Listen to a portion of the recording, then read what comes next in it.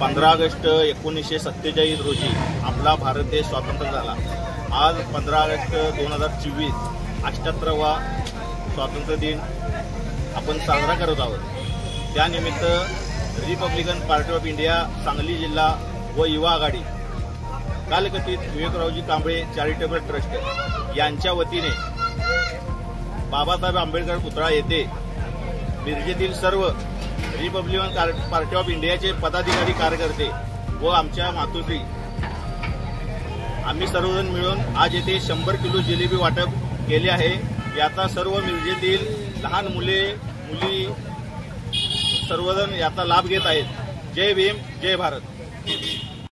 आज देशाला स्वतंत्र होऊन 78वा स्वातंत्र्य दिन साजरा करत असताना सर्व रिपब्लिकन पार्टीचे कार्यकर्ते आणि आमचे मातोश्री रेखा विवेक कांबळे यांच्या नेतृत्वाखाली 15 ऑगस्ट निमित्तानं आम्ही ठरवले की सर्व लोकांना तोंड गोड करायचं म्हणून एक 100 किलो जिलेबी वाटपचा कार्यक्रम विक्रांत वाघमारे आणि आमचे युवा नेते शोधपद्म विवेक कांबळे यांच्या नेतृत्वाखाली आम्ही चालू केलेला आहे।